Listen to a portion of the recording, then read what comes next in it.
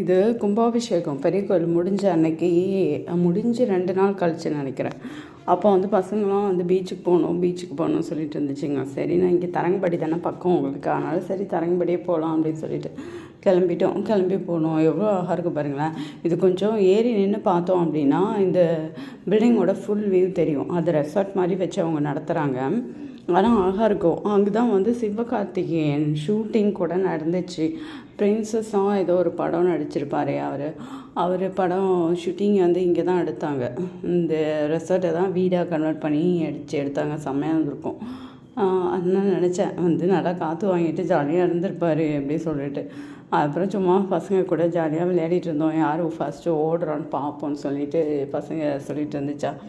அதான் ஜாலியாக நாங்கள் ஓடிட்டு விளையாடிட்டு இருந்தோம். அப்புறம் கொஞ்சம் நேரத்தில் இருட்டிடுச்சு. சரின்னு சொல்லிட்டு கிளம்பலாம் அப்படின்னு சொல்லி அங்கேருந்து கிளம்பிட்டு வந்துட்டு இருந்தோம்.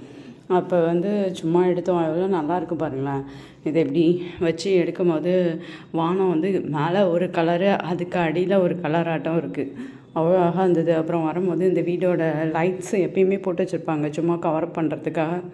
அதனால் இது அழகாக இருக்குமா, அதை சும்மா வீடியோ எடுத்துகிட்டு இதுதான் அந்த ரெசார்ட்டு. சிவகார்த்திகேயன் ஒரு படத்தில் நடித்த ரெசார்ட்டு.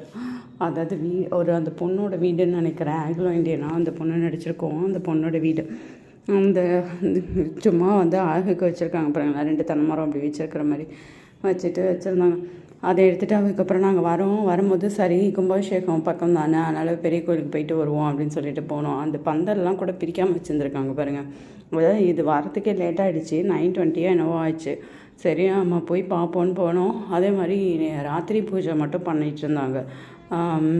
அந்த பள்ளியறை பூஜை மட்டும் பண்ணிகிட்டு இருந்தாங்க. சரின்னு சொல்லிட்டு கிடச்சிச்சு அப்படின்னு சொல்லிட்டு பள்ளியறை பூஜையை பார்த்துட்டு வீட்டுக்கு வந்தாச்சு ஜாலியாக. அப்போ பசங்களோட இந்த மாதிரி நாங்கள் பீச்சுக்கு போனாலும் சரி, எங்கே என்டர்டைன்மெண்ட் கூப்பிட்டு போனாலும் சரி, வரும்போது கோயிலுக்கு போயிட்டு வந்துடுவோம் வர வழியில். ஆக்சுவலாக மெயினாக கோயிலுக்கு போகிறதுக்கு தான். ஆனால் கோயிலுக்கு தான் போகலாம் அப்படின்னா அவங்களுக்கு போர் அடிக்குங்கிறதுனால கோயிலுக்கு போகிறோங்கிறது தெரியாமல் விளையாட வச்சுட்டு அப்புறம் கோயிலுக்கு போயிட்டு கூட்டிகிட்டு வரோம். அதனால ஜாலியாக இருக்கும். இது பாருங்களேன்.